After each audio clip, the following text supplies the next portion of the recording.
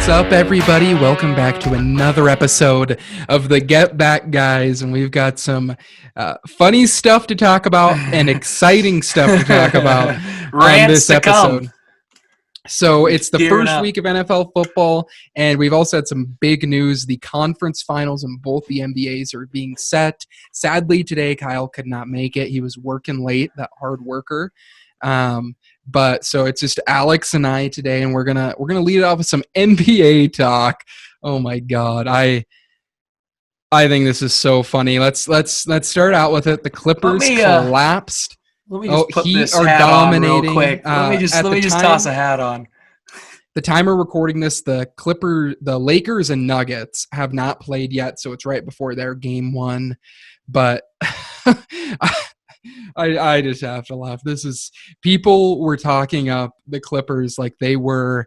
I mean, there were people, and not even in our group, but just like on Twitter, people comparing that Clipper team to the 92 Bulls, to the 96 Bulls, things like that, which is just ridiculous. I didn't think they would get beaten by the Nuggets. Yeah. I thought they were the third best team. I thought they were very clearly the third best team going into the postseason. So I'm not shocked that they lost. I think people are kind of getting a reality check on these players that they were hyping up so much. And to be honest, I don't know what people were seeing in the Clippers besides on paper, because when you watch them, they were not that good. They were a team that could easily be beaten in the second round. I don't know. What are your thoughts about that big upset? Before we jump into it, Get Back fans here, remember we're on Spotify, Apple Music, and YouTube. If you want to watch the video, if you want to listen to just the audio, go check all that out, as well as Nick and I. Kyle doesn't do Twitter, but Nick and I, our Twitters in the video, links, all that, go do that. I was also on our good friends, the Expansion Buddies podcast on Thursday, and we talked a lot about, or on Tuesday. The episode came out on Thursday. We recorded on Tuesday. Live, I was watching the Heat game while filming with them, so you get some live reactions from me. It's pretty fun. Go check them out. That'll all be linked too. They're great over there. So I said on that podcast that they asked me, as you know, we were doing that at the very start of the Heat game, second half of the Heat game, so we weren't sure, how the Heat game would go, but they asked me who would I rather play of the three teams left? Would I rather play the Clippers, Lakers, or the Nuggets? I said I would actually be okay with all three, but the team I'm the most afraid of is the Lakers because of LeBron. And then I said I might be more afraid of the Clippers because of their depth, because they have solid depth. Turns out I don't need to be afraid, because the team I prefer to face would be the Nuggets, because I think we can beat the Nuggets because I don't love their depth. But clearly I might be wrong, because they're beating good teams, man. They're beating really good teams. So I didn't watch enough Clippers this year to know if they were really good, but I think I'm not super shocked. I think the bubble created an atmosphere that anyone could really win. And going into this year, I said it a lot in our chat, the league is a lot more balanced this year than it has been in a while, because there really isn't more than two superstars on any team. Philly kind of does. They've got Tobias Harris there, Ben Simmons, as well as Embiid. But for the most part, everybody is pretty balanced, especially the elite teams. Obviously, star power is going to be different. But the bubble and 2 months off created for really great basketball, and it gave all these guys a big chip on their shoulder saying, hey, we can really win this. It's not that we have to play another 30 games. We can really lock down here. We're rested. We're healthy. Let's win this. And I think the Nuggets and the Heat both have that mentality. And, I mean, the fact that the Nuggets came back from 2-3-1 deficits is insane. They have got to be riding on such a high momentum right now that, honestly, a Heat-Nuggets championship would be pretty cool, just because both those guys have that kind of, New York Giants, wild card, beat the Patriots run feel right now to them. So I just like it, man. I dig what's going on over there. Yeah, it's been awesome. The competition, I think, been great. I mean, seeing a team like Portland that has the last couple of years been a 3 seed, be an Yeah. 8 seed competing, and even though they didn't really compete against the Lakers, Lakers got a No. gentleman's sweep there. Yeah, I'm sticking with my pick. I think the Lakers are still clearly the best team, I think and honestly, it's right behind them probably. is probably the Heat. Yes! And I'll talk about the Heat in a second and kind of what I think of them after I've got to watch a little bit more. But real quick on the Clippers, one of the big issues with this team was the fact that they have so many one-way players. People always talk about how Kawhi is maybe the best two-way player in basketball, which is definitely, he arguably is. Mm-hmm. But Yep. Patrick Beverley, only a defender and only a one-on-one defender, really. And then you look at Lou Williams and Montrezl Harrell, they're both only offensive players. So there's always a weakness on the court for the Clippers. And, Lou Williams is just a liability. If he's not scoring the basketball, which at the end of the games you don't want, because you want Kawhi Leonard and Paul George scoring the basketball.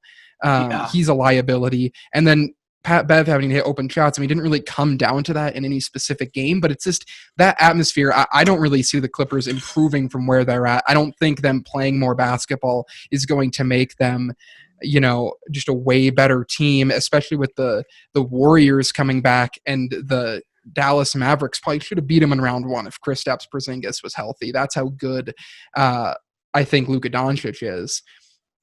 And another thing is Kawhi Leonard was so bad in the second half of games. He was downright terrible in like 3 second halves at the end of this series.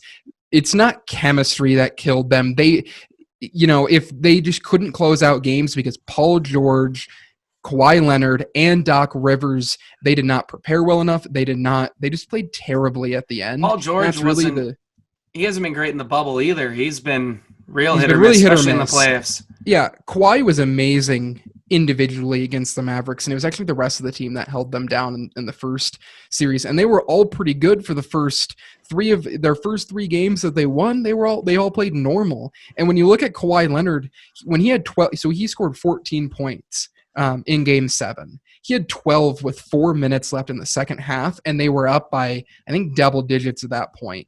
That's not good. At that time, they would have won that game if Kawhi Leonard showed up.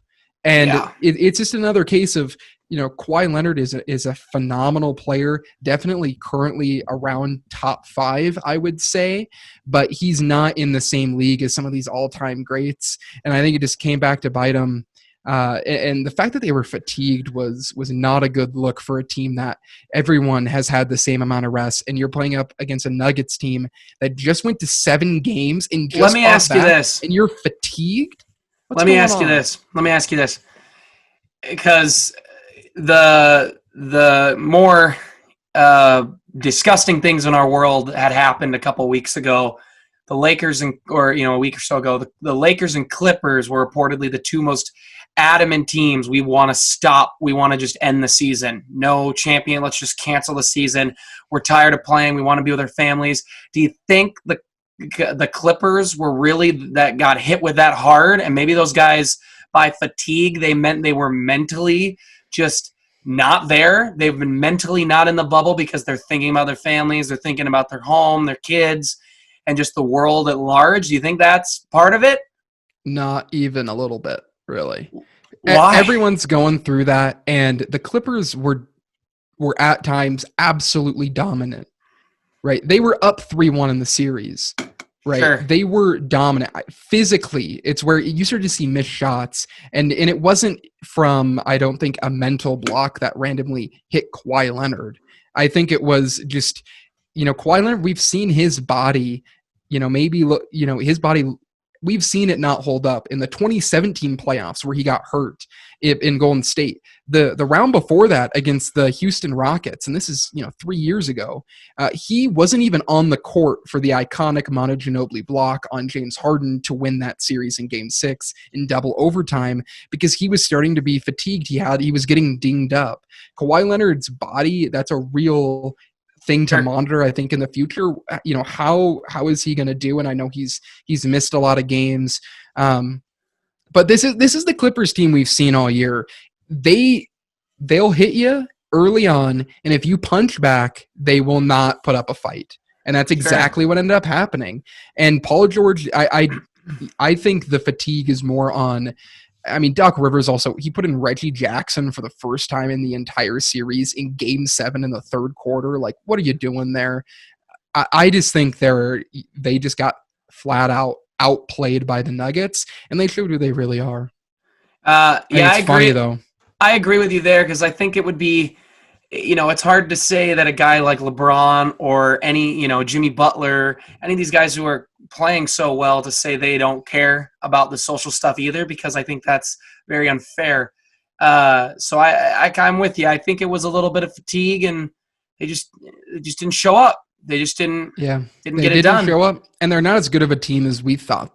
Not we, because I mean they're not as good as I originally thought. But how most of the media, they were not the clear title favorites. It's been clearly the Lakers all along, and the Lakers lose Game 1 to the Portland Trailblazers, and people are coming after them, not trying in the last minute of that game. And then we hear nothing when they go 4-0 after that. And then against the Rockets, people are saying, well, they can't handle them. And then they go 4-0 after that. People just, they don't react to Kawhi the same way they react to LeBron. If LeBron James put up the performance that Kawhi did in these last 3 games, they'd roast him. Roasted. They'd obliterate. Look, they would obliterate him. People would be trying to take him out of the top 10 players of all time if he did that. And Kawhi Leonard, it's going to be nothing, because this is the first time he's ever had expectations on his plate too, and we've saw him crumble. So I'm curious to see how he bounces back. He's obviously a phenomenal player. This is just a bad series for him, and he didn't have the buildup. He didn't have the Spurs to. He couldn't fall back on Tim Duncan and Greg Pop, and he couldn't fall back on a very good Toronto Raptors team, even though he was awesome throughout that playoff run last year. There was no kind of mentally, there was no Kawhi having to be a leader on his first 2 championships vocally. This championship run that they should have been on, it wasn't there. So I'm really curious to see how the Clippers do next year, because it's likely they're not going to be able to make a big splash because this free agency pool is so limited. They might lose Montrezl Harrell, might lose Marcus Morris. We'll see how that plays out. But I just think it's funny because people overvalued the Clippers all year. I thought they were watching been roasting our boys. They were watching a different team than I was. And I just think it's funny, but we'll move on from the Clippers. No, we've had guests on these shows, and Nick, since that game, has been roasting them. I mean, I wake up at 5 a.m. because I'm like a great quarterback. I get to my job early before everybody, and I get to work. And I wake up at 5 a.m. by 6 o'clock. Nick, and I'm calling him out, Zachariah, our friend Zach, friend of the show, been on the show. They are battling at 6 a.m, and I couldn't handle it. I mean, it's pretty easy though when I don't know how you can defend one of the biggest collapses we might have ever seen, right? When you look at some of the other big 3-1 drops, obviously the Jazz, that the series before, they were the underdog in that series. But you look at, okay, what's a championship team, a team that could win a championship that everyone thinks about, that has blown a 3-1 lead in the last 20 years. And then you think about the Oklahoma City Thunder, who blew it to a 73 Warriors team. Okay, makes sense. The Warriors team is probably better than them. Warriors to the Cavs. The Warriors to the Cavs. They've got LeBron, Kyrie, Kevin Love. That's 3 and they're unified all-stars. They're hurt. No Clippers were hurt. The Cavs weren't hurt. No, but the Warriors were, is what I'm saying. That's not that year. It was Draymond. No, that was last year. Draymond Green got suspended for Game 6. That was the big thing that series. And then you look at the Clippers, the other 3-1 blown lead. The Clippers in 2015 lost to the Houston Rockets with Josh Smith balling out. Like Doc Rivers' record when he's a favorite. He is the worst coach in NBA history, percentage-wise, as a favorite, who's coached over a long-term period. Up 3-2 and up 3-1, he has blown so many leads. And when you take Kevin Garnett out of there, who's one of probably the top 20-15 players ever to play, he hasn't performed. And Sure. but that's all I'll leave on the Clippers. It's Let just me funny. let me say this as we transition in. I think the Clippers series is going to be very telling too with the Laker Nuggets series, because if the Lakers sweep 5-1, if they Yeah. really dominate, the narrative is, wow, the rest of the NBA bubble on that side was not good. The West struggled. And Well, I mean, think hey, we'll see how the Lakers do in their next two series, because the Lakers I go a don't think they'll gentleman's sweep. sweep. I don't think they'll sweep the Nuggets. Actually, there's a good chance they lose game one again. LeBron in the playoffs has lost like 6 of his last 7 game ones, which is an interesting stat. So I would not be shocked at all if they lose game one. I think it'll be It's competitive, but that yeah. series is going to tell a lot about what happened with the Clippers and even before that with the Yeah, Jazz. I mean, yeah, if they take out the Clippers, I mean, if they take out the Nuggets pretty easily, it'll show you how far off the Clippers were. Yeah. And the Lakers are built to beat the Clippers, because Anthony Davis is probably the one guy. He's really, him and Bam are the 2 guys left in the playoffs who can guard Jokic, or at least cause that pick and roll between Jamal Murray and Jokic problems. Don't you be mean to Jay Crowder. He can handle him. Jay Crowder is a great defender. And real quick, I want to transition talking about the Heat, because the Heat have been impressive. And I actually think, after watching them, I think their best player by a decent margin is actually Bam Adebayo. If he was not on that team, he does so many things that don't show up in a box sheet.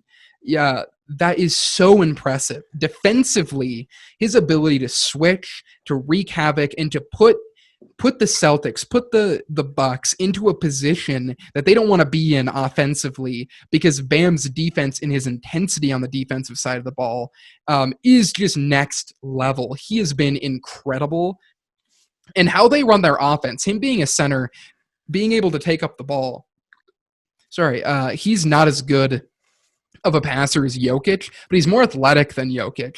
So he can dribble up the court and initiate the offense. And you have really savvy players like Jimmy Butler, Goran Dragic. You have Crowder, who's a great shooter. Then you have Hero and Robinson, who was cooking early in the game a couple nights ago. Hero cooking early in the game.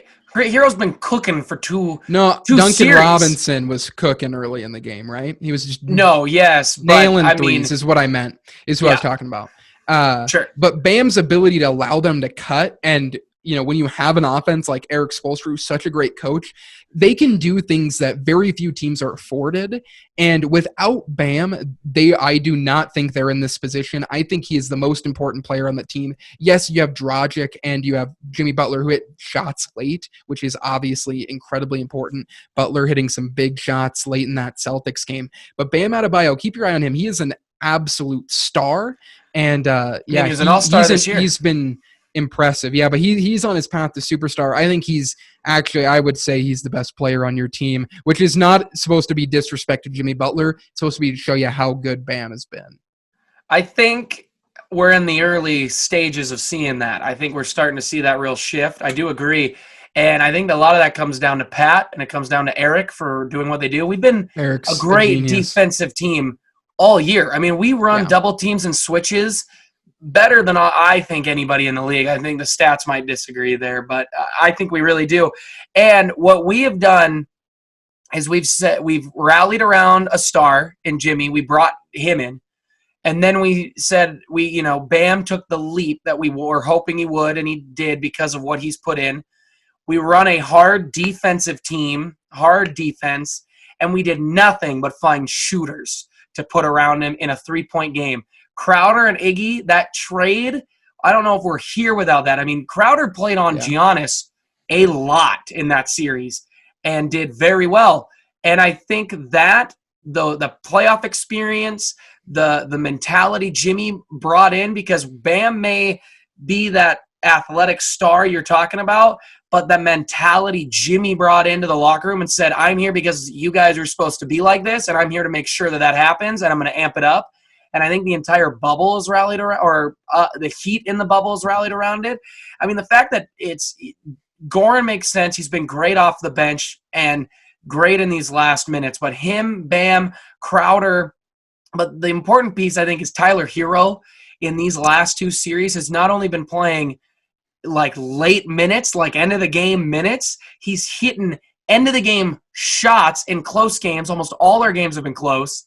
He's hitting those shots. The guy's got ice in his veins. Duncan as well. I mean, though our team, it just feels different. We feel so well-rounded all around, and we're coming, and we're ready, and we're hungry, and I love it. I love watching these Heat games because we went down like 15 yesterday or on Tuesday. We were down by quite a bit. I mean, 20, I think, at one point. And I even got on. I was playing games with some buddies and got on, and one of them goes, he, friend of the show still, I said, oh, man, we just took the lead or something. I made some comment, and he goes, what do you mean I stopped watching the game because you're getting killed? And I was like, sir, we're up by 3 right now. Don't you ever count out this dog mentality. It's the Eagles in 2017 mentality that they have, this underdog, and I love it. And you're right, though. Bam, I mean, that finger block is insane. Stud. When I saw that play, yeah. Go ahead. Well, you go first. When I saw that play and I saw Tatum run, I was like, there's no way he's not dunking this. He's got the lane. Like, that's my thought process as time slows down. Bam comes out of nowhere and gets this insane block on what should have been a very easy dunk. And now we're up 2-0 on the Celtics right now. Come on now. We're coming. Yeah, I think that play specifically, Jimmy Butler makes a decently heady play where he's like, I don't want to, where he gets out of his way because he's like, he beat me slightly. I'm just going to let him blow past me because I don't want to risk fouling and getting an and one or just fouling and getting him to the line. And then Bam steps in and says, no problem, I got you with an unreal block. I got the position, baby. Boom! Yeah, so defensively, I think this also shows Erik Spoelstra is the best coach right now by a wide margin in the playoffs. And I mean, obviously the Lakers coach is basically LeBron James, but Erik Spoelstra and the atmosphere, they've just been waiting to get a player like Jimmy Butler, who isn't, I still wouldn't say Jimmy Butler, if everyone in the league is healthy, he's probably not a top 10. He's probably right outside of that range player, but he fits their personality so well. And right now, Bam he's a superstar in the making, and he allows so many things that, if you don't watch a lot of basketball, you might not notice, how their offense starts at the top of the key with Bam to just allow different actions than, very few teams are able to do that. It's only Jokic and probably Anthony Davis. Those 3 players are probably the only ones who you can run an offense like that, and they're able to do it with Bam. They have a really, really smart roster. Like I just talked about how I think the Clippers roster is not that smart for all the one-way players they have, but then in the end of the games, they don't want that one way. You just have great shooters and good defenders, and you have Bam who can kind of put that glue together, and then someone like Dragic who's kind of reinvigorated himself. I mean, I know he's always been awesome, and Butler who can be the savvy veterans to hit shots late, create their own shots. Tyler Hero, an upcoming guy. You're in a good place. I'm curious to see how Game 3 goes. Me too. If Tatum has some bite back, and if the Celtics can get a big win. And it's going to be an important game because if you guys win that game, it's series over. But if the Celtics are able to get a win, then it could get pretty close. And but I still think the Lakers are probably the best team by a decent margin. But Lakers I think it'd be a lot of fun watching them. Watching Erik Spoelstra go up against LeBron and the things LeBron's been able to do in year 17 is just absolutely absurd. Also, if I'm going to be straight with you, I think we have the best roster left to match up against the Lakers out of the other 3 teams. I think we have the defenders who actually can do stuff on Anthony Davis and LeBron. Having Iguodala and his experience, obviously Iguodala is a Finals MVP because he could guard LeBron decently in 2015. There's probably an argument to be made that LeBron should have won Finals MVP on a losing team. Probably. But Iguodala and him, Crowder, and Butler can at least get in his way a little bit. And Bam is probably the best person to defend Anthony Davis, even though it's still a tough matchup because Anthony Davis is such a stud.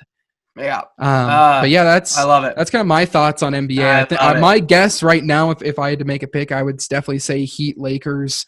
And I still I know you're taking Heat all the way. You can't not take the Heat.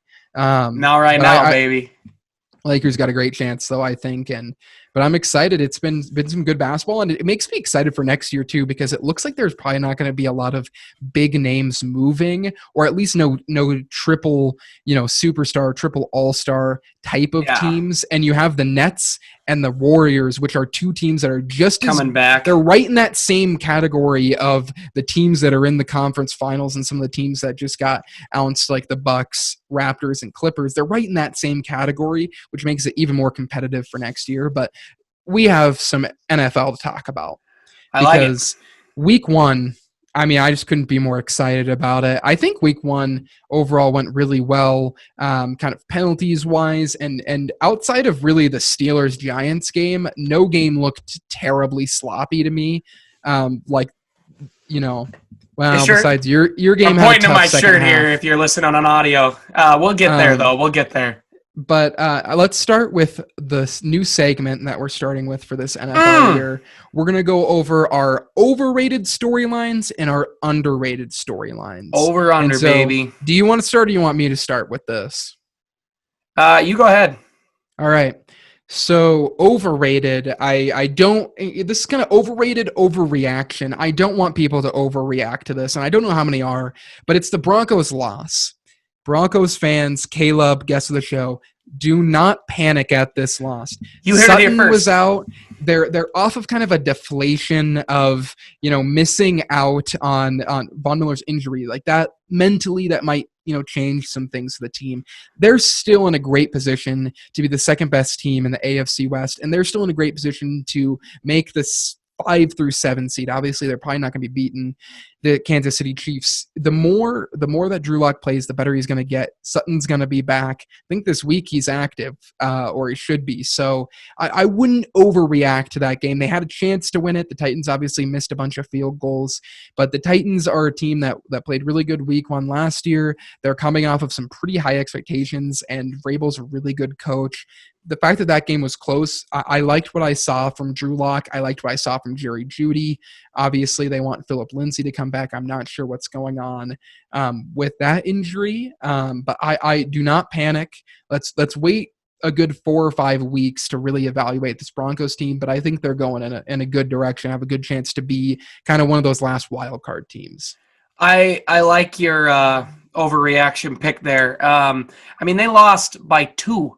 They lost by 2, and looking at the stats, Ryan Tannehill threw 43 times while Derrick Henry ran 31 times. That's clock management. They ran the clock. They knew how to control the game, and that's what really messed with the Broncos. And I'm with you. I think the Broncos I'm still preaching. I think they're in that sneaky team where they, that this idea that they could really take off. And I said it on the Expansion Buddies podcast. Shout out to them again. But some teams needed preseason. And I think that was clear. And the Broncos might have been one of those teams. Lots of new moving parts. Drew Lock really needs those reps. I think the Eagles were one of those teams. There's honestly, I think a good half, if not more, needed those preseason games. I think like you, Kyle's Hawks, Lamar, Patty, they really didn't need it, and they showed they didn't need it. Some people play, like a Cam, they still could have used it in New England, but they played a team that's not super great, but like the Dolphins needed it. Some teams needed a preseason game or two to get those reps and that chemistry. Yeah. I think this week actually showed that the preseason doesn't need to be 4 games. It needs to be like 2 games. Yeah, exactly. Right? Like, I think there's a good balance between let's let these veterans rest. Like, veterans know how to play the game, right? Like, if you've been like, it's better for them to keep their bodies. Aaron Rodgers doesn't need preseason. Russell Wilson doesn't need preseason. Even, Tom Brady, it probably would have helped just for timing. But honestly, I don't even think a preseason game would have helped as much as just practice. Like, if they could have practiced for longer, maybe OTAs would have helped more than a preseason game, because it's just the timing of the receiver and a receiver reading the right routes, and like Tom Brady, I actually don't think played that bad, but that's a different conversation. But should I give my underrated? Here, let me do my over, and then we'll go under. Yep. Right. What's your overrated? Uh, I have a feeling where this is going. It's going to me. It's going to the Birds, baby. It has to be. It has to be because the overreactions are absurd. And my rant's coming up. I mean, Nick's going on Clippers. I'm going off on my Birds here. Yeah, there's a reason I spoiler don't have the Eagles for any of these two because I knew Alex. That's because you know I'm coming in hot, baby. You know, I think I am taking the overreaction for me is the Eagles. You got to calm down. There shouldn't be an overreaction there. Is that how we're doing this? Am I doing this correctly? Yep. Our new segment? Yep. No overreaction. You got to stop with your overreactions. The Eagles, we needed preseason. We needed it because we were starting 2 rookies on the right side, and then it ruined the rest of the line because Jason Peters had just gotten brought over, and the other Kelsey and Salomalu, they needed time to be with those guys. And the wide receivers needed time. They needed time to get some of that chemistry. Some of the sacks were on Wentz. Some of the sacks were on the line. Some of the sacks were on the running backs. There was one sack that was just – there's no way to defend it. It was too good, too great of a play call. But some of the picks, Wentz had 2 picks in that game, and they were bad plays. And they even admitted, you know, Rager was supposed to be in the spot here, and – that's my overreaction. We're going to be all right if we can even if we can just have those reps, even if we're not fully healthy, I think we're going to be all right. Going into this game, we already got Lane back. Miles is going to play. That is massive going against Aaron Donald and that defense. And I think we're going to be fine. You know, I don't think I've always had our range being somewhere from that 11-5 that we talked about on our episode to 9, maybe 8-8. I think we're going to be average to pretty good. It depends on the injuries. And the worst part is that we had a total of like 8 screens in that game for a total of like 16 yards. They blew up every single screen, including some screens that Doug likes to run a lot, which are tight end screens to Goddard. The fact that those got blown up shows, Doug, we got to reevaluate. We got to change, and I think they will. We've shown we have. So right now, week 1, the overreaction that needs to stop is about Philly. Yeah, I agree with that. I think Philly could struggle for even a couple more weeks and then really start to get in their groove after watching this game. I think it's interesting. Maybe, yeah. What's Washington going to be like? Because I didn't think they were going to be very good, and I'm curious to see if this was just kind of a week 1. Like the Bengals last year took the 11-5 Seahawks to a 1-point game and had a really good chance to win that game. And they're the worst team of football, so things happen like that. Week 1. Bad teams play good. And I think Ryan Kerrigan's like, trade me. I'm going to play hard. Get me out of here on my contract year. So I'm definitely with you there. My underreaction, and this one is a little interesting. People, I think, are underreacting to Cam Newton. And what I mean by that, I don't think the Patriots necessarily turn themselves into a championship caliber team. I think they're probably a playoff team or pretty close to it. But there are 3 organizations that could have had Cam Newton and could have turned their football teams into a really great team, and we are not talking about it.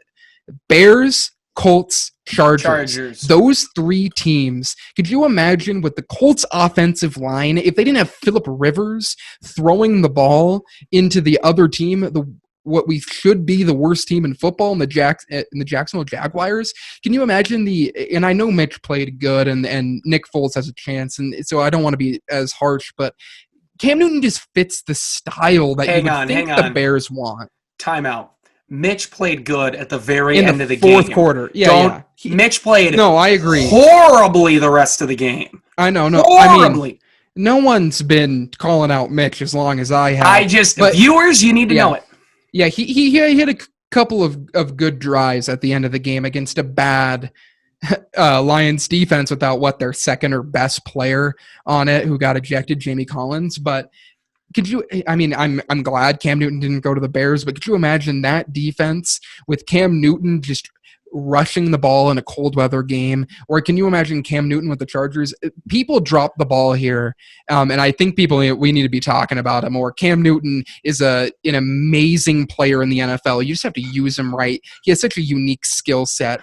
And I know it's game 1 against the Dolphins, and I don't want to talk about the Patriots all of a sudden being Super Bowl contenders, but I want to call out these franchises that that traded for Nick Foles in that absurd contract, or decided to draft Justin Herbert when Isaiah Simmons was on the board, and then you could pick up Cam Newton, or you add Phillip Rivers. What do the Colts think they're going to get in Phillip Rivers? They clearly think they're a championship caliber team. They didn't draft anybody in the draft, so what are they thinking with Phillip Rivers? Do they think he's just going to be 15 years ago, Phillip? Like, what are we doing here? Yeah, I've been preaching that about Phillip for and years. I know that Carolina dropped the ball, like they cut him late, and you can even look to Carolina, and I like Teddy Bridgewater, but he's no Cam Newton, I think. I know they dropped him late, and a lot of these decisions were made when they thought they might have to trade for Cam, so that plays into it, but it just looks pretty horrendous looking back at it.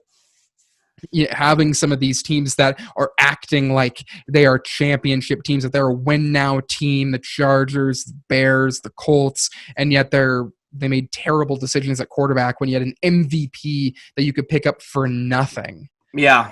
I think that's underrated. We should be talking about that more. We should call out the franchises who undervalued Cam Newton, because he is a stud. My under, I agree. Cam is a stud. I mean, I wish he was on any other team but New England, because Me too. Yeah, it's hard rooting for New England. But, my underreaction, and maybe I'm crazy here. Maybe it's just me. But I feel like the media has, they've slammed Wentz, they've slammed my birds. They've also been slamming other birds. The Atlanta Falcons is my under. I feel like the narrative, all I've seen is how incredible Seattle is. And I agree. I agree with that. I think Seattle's really good. I think Kyle would actually, if he was here, would agree with my take I'm about to say. They put up 25 points on the Seattle defense. They're supposed to be a defensive team here. They got a new piece. I watched the game, and I feel like the narrative is, well, Atlanta was never going to be good. We got Brady in the Bucks, and we've got Breeze in the Saints, so it doesn't matter. But, Atlanta was never going to be good.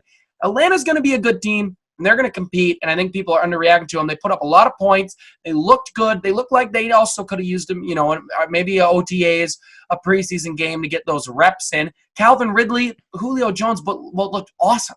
Their run game with Gurley played good, and I think Gurley's workload's only going to go up as that knee continues to get better and better, back into game shape. So I think people are underreacting to that. Maybe an overreaction if you take the Seahawks side, but I think they're underreacting to the Falcons. So yeah, I think the Falcons are a decent team. I think they have, if their defense plays better, I think their defense is really the thing that kills them. Their offense has potential to be a top 5 offense, no doubt about it. And they still showed that.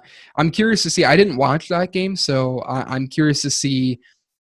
Obviously, Russ, looking at his stats and just a few of the highlights, he was cooking. And I'm curious to see if they keep Russ throwing the ball a lot, or if they go back to their running ways and putting themselves in bad positions. But yeah, the Falcons, I think, are going to win. They're going to surprise some good teams. They're going to beat some good teams, and they're going to lose some expected games. It's kind of what I expected, at least this first week. The Atlanta Falcons, Matt Ryan did throw quite a bit, threw 54 times. Too much. Right? He threw 450 yards, 2 touchdowns. He had 3 guys get over 100 yards receiving, 3 different wide receivers. And they still, their run game, Todd took 14 carries for 56 yards and a touchdown. Those numbers should only go up as those passing numbers go down to still a respectable 200 yards throwing. So I think people they're acting like they're awful. And they're about the Falcons. Like nothing. Yeah, I'm curious to see actually about the Seahawks, because the Seahawks, did the Falcons, did they just not score in the red zone, or what was going on with all their yardage? Because I know they scored decently, but they 25 points is scoring quite a bit, though. Yeah, but I mean, when the Seahawks are putting up 13 more than that, 38 points, you would think that they would be scoring even more with that kind of offensive output. Did they not score in the red zone very good? Did they miss on a couple of touchdowns? I'm not really sure. I think it was, Matty Ice threw a pick. It was just the turnover game. I mean, Todd Gurley got a red zone touchdown. And it was just kind of the deep play. I think at Atlanta, it was a deep play works. The big plays work or they don't kind of movement, which is same with me. So, but I think they got some reps in. They're gonna be all right. Yeah, and I think Seattle too. Bobby Wagner and Jamal Adams. I saw that they have both had stellar games. They're both absolute studs. I'm curious to see how that secondary is obviously really good, and if they have a decent pass rush throughout the year, then they definitely probably improve defense. Overall from last year, switching out Clowney for Adams, basically. So I'm curious to see how the Seahawks play against a very different offense coming in next week in the Patriots. And if Cam Newton, you would think he probably shouldn't have a good game against the great box that they have with Bobby Wagner and Jamal Adams. But if he does, it'll be pretty interesting. That's a game I'm definitely keeping my eye on. But yeah, so those I definitely agree with that over and underrated. And now let's go to, what was your biggest surprise of the week? What was something that happened that you just did not expect? You thought, someone who played really good or really bad. What was your biggest surprise of the week? Biggest shock? There's a few you can throw out there. This wide receiver Gage, back to the Atlanta Falcons, having 100 yards, playing great football. Honestly, my biggest surprise, and it is fantasy football related, but my biggest surprise is in my division is the New York Giants and Saquon Barkley. What are they doing over there? I was shocked watching that game. And it took the Steelers, they needed preseason too. It took them a while to kind of get rolling. That score, 10 points, 26-16, doesn't show much if you didn't watch that game because, the Giants did not look good. They looked very bad, and they looked like they really needed help. And they ran 6 times. You're giving the ball to Saquon Barkley. I get your line isn't the best, but you've got to at least try to build some chemistry and even if your O-line isn't the best, you got to put the ball in the hand of your best player because that's your best player. Fletcher Cox needs to be on the field. Saquon Barkley needs to be on the field, not blocking. He needs to be taking reps. They used him in the passing game, but still – he disappointed. The Giants didn't look good. That was my biggest shock because I didn't think they'd look, watching the game, that bad. They looked bad. That's interesting. I had a different takeaway from the Giants. The Giants were one. Well, they didn't look great. Their offensive line was bad. And the Steelers came out just awesome, but I actually think the Steelers might calm down a little bit defensively, but they had 2 plays. Daniel Jones, TJ Watt made a once in a couple year play of rushing the quarterback and then dropping back and getting a pick, very similar to Khalil Mack actually in the beginning of 2018 when he first arrived at the Bears and picked off Deshaun Kaiser when Aaron was hurt for that little bit of time, where you drop back and get a kind of a wild pick that probably was just an amazing play that doesn't happen too often. And then you had a horrific play in the red zone, but if that with that pick to Cam Jordan, no, not Cam Jordan, what's his name? Why can I not remember? 97 for the Steelers. What is his name? I'll look is it up. Is that TJ Watt? No, the TJ Watt's 91, I believe. Here, you keep talking. I'll look it up. Okay. I can't remember his name. He just got a big contract extension, but he hit, or he didn't get. He got a pick off of a hit on Daniel Jones. Cam Hayward, that's who it is. Yeah, he had a pick, so 2 pick to defensive linemen. But the Giants were moving the ball. It was 16-10. If they score right there on the they were within the 5-yard line. Horrendous pick, horrendous play, right? With Daniel Jones getting his arm hit and throws a pick to Cam Hayward there. If they scored 17-16, all of a sudden the Steelers would probably only win by a couple. They still probably win the game because the Giants' just offensive line could not handle that pass rush. But I don't know. I think the Giants will end up winning probably about 6 games. I think they have a good chance to beat the Bears this week. This might age really poorly. I didn't think they were as bad as other people thought. I didn't hate. I thought Danny Dimes, maybe Eli himself looked like they just need that time to get okay. But the fact that my division was garbage this week, I'm okay with. Bad. Yeah, I love it. I love it because it makes a horrible loss to what everybody thought was the worst team so much better. But all right. So my surprise and something that caught me a little bit off guard was actually, kind of sticking in your division, but not really, the Rams. the Rams beating the Cowboys, and they looked. And I know they only won the game by 3, and honestly, I think the Cowboys have a better overall roster than the Rams, but they look way better than I thought they were going to. And I agree. I'm not super surprised that they won the game. And this seems a little weird because they only won by 3, but their offense, they struggled a little bit in the red zone. I think that'll get worked out. But Malcolm Brown, Cam Akers, they looked really good. They had the third rookie receiver that they have, their third receiver, he's a rookie. He had an amazing catch on the sideline, contested, great throw by Jared Goff.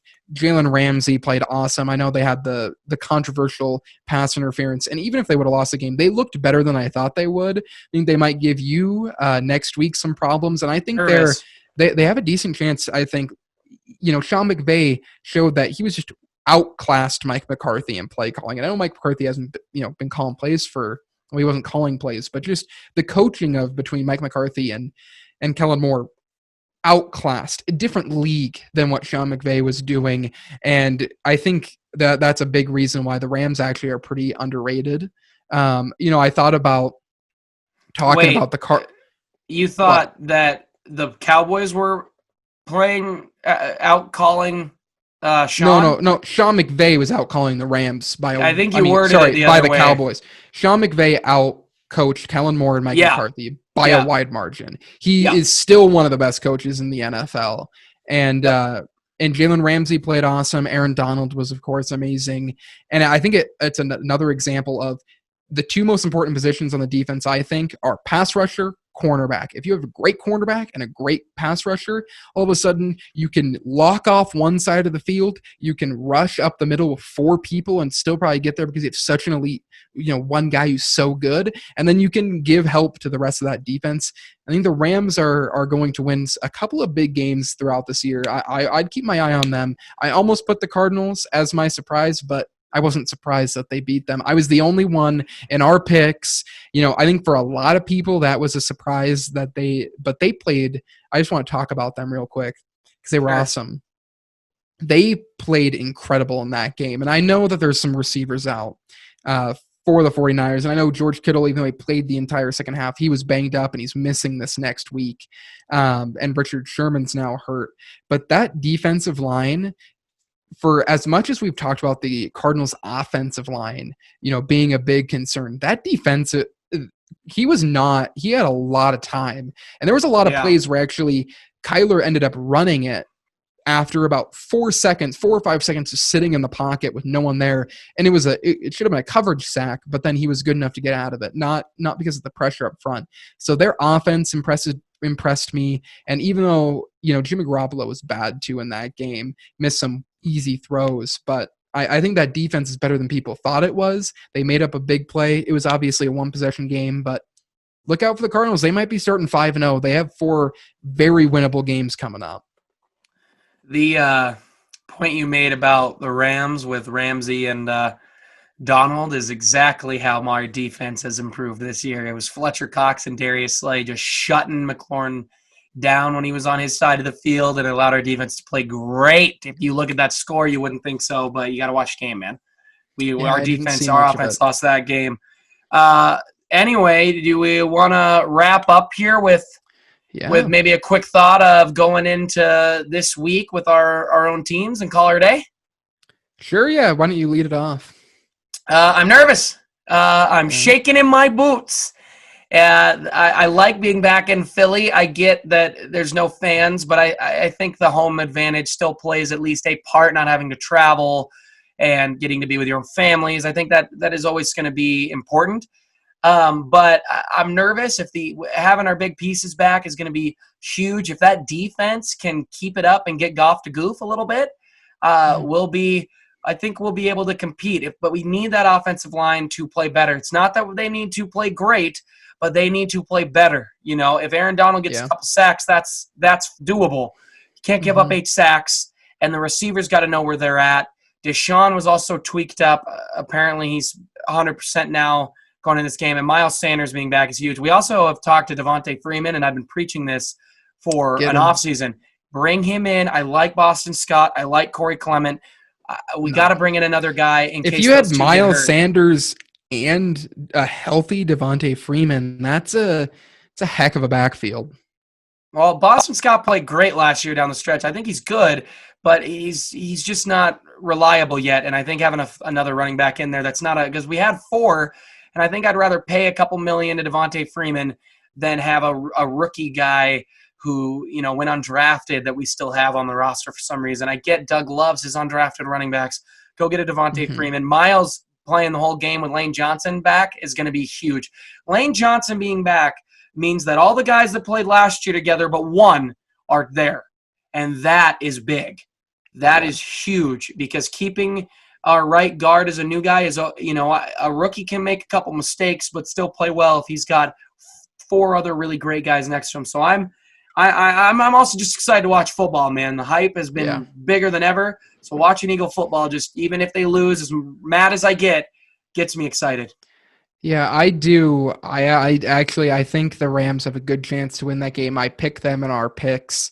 But I wouldn't be shocked. I think the key is going to come down to Carson Wentz syncing up with the receivers, whether it's him I think it's the receivers playing a little bit better with him and the receivers being in the right spots. I think a mix of that. I think you're going to see a similar game that you saw offensively against the Cowboys for the Rams, how they played. I think it's going to be similar to how they're going to play against the Eagles this week. I think it could be a close game. I'm going Rams, but Miles Sanders being back in and Johnson is going to be big. I think it should be a fun game to watch, I hope. And then talking about the Packers, who we have barely talked about.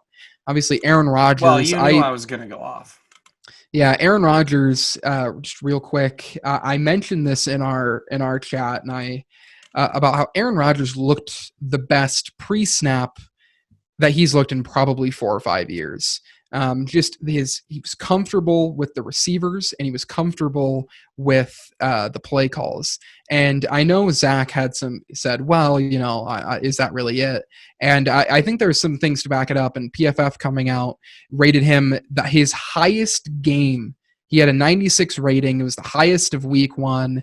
Russell Wilson's rating number 2 was 91.6. And I know there's some things, it's not everything with PFF, but I think it's a good look into what made Aaron Rodgers so good. It was his highest graded games in a decade since 2010. His highest game was a 96 this week 1. And I know it was against a rough Vikings defense, especially without Danielle Hunter, but Aaron Rodgers got the ball out quick, 2.5 seconds per throw.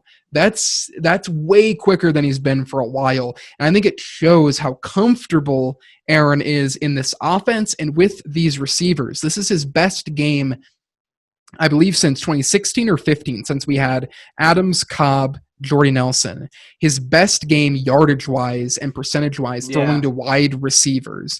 Because last year, when in the Raiders game, when he tore it up and had a perfect passer rating, he threw a lot to Jamal Williams and Aaron Jones. And obviously Devontae was out that game, but he threw to Allen Lazard, Devontae, and Marquez a ton this weekend. So I think we have a great chance. I'd be shocked if we lose to the Lions. There is an interesting thing. The first time a team has lost or has won 2 games to another football team in the same year without leading any of the game, because the Packers never led both games against the Lions. They won. They were losing the entire game or tied, and then won with a field goal as the time expired. The last time that had happened was, I think, in the 60s with the 49ers and Saints. So that was we didn't play that great against Lions last year. But Kenny Galladay's out. I know Kenny Clark's out for us, so Adrian Peterson could actually have a decent game. He always seems to against the Packers. Been haunting me for a decade. But I think their secondary is banged up. I think you could see a similar type of performance out of Aaron. And I think what's going to be really interesting for the Packers is how we play against the Saints in a few weeks. Because Drew Brees, they got the win. He looked bad. Drew Brees did not look very good, I didn't think. And I think PFF agrees with me in that first game of the year.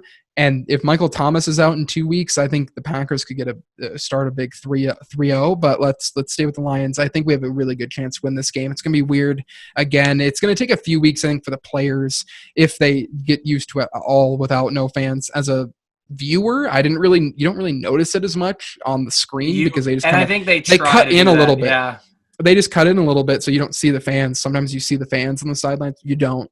But I know it's got to be way different for the players. Aaron talked about that on the Pat McAfee show. But I have not been this excited to watch our offense in years. Aaron looked comfortable at the line of scrimmage, and I think that's scary for the rest of the league. Our defense still has some concerns, but I think they're going to make some big plays and give up some big plays just like they did last year. But I'd predict we beat the Lions decently. No team might be more well-equipped to handle no fans than Aaron Rodgers and his hard count. Yeah, he got 3 of them. It's insane. I mean, even we got a couple. I mean, it's going to give advantages. But holy cow, is it going to help no one? I mean, Aaron Rodgers has been the best at that alone for 10 years. And the fact that he's got no fans to ruin the noise right now, he's got to be loving it. I was happy for you. It was a mix of no fans and Aaron knowing the offense better. Yeah. And the receivers knowing the offense better. There was so much time. Aaron last year, even against the Seahawks, he dialed up a great game against the Seahawks. It didn't have that feeling that it had week 1. And I know it's early, and I don't want to overreact to anything, but there was so much time for Aaron to sit at the line and just toy with the defense because he just knew the offense better. So they got into our sets way quicker. And then you mix that up with, the lack of fan noise, and then they're getting to the line quicker. We got two neutral zone infractions, and then we had an offsides that led to a big play for MVS. And the other 2 were on third down where we got a free first down because of Aaron's hard count. So 3 times that he maybe got 1 a game last year in lots of games. 3 in a game, that was big. And I'm concerned for the Vikings, at least for the start of this year. Yep. Well, should we call it a show? Yeah, I think it sounds good. I'm super excited for week 2, just more football. I can't wait. And hopefully next week we'll have Kyle back. He's just had a few things come up in the last 2 weeks, so he'll be back for our next few episodes for sure. And so, yeah, make sure to follow us on Twitter, see us talking about everything, and go Pack, go Philly. Am I right? And curious to see how the NBA turns out with the Lakers playing tonight and Heat's Game 3. So we'll see you guys next week for another episode of the Get Back Guys. Audio Jungle.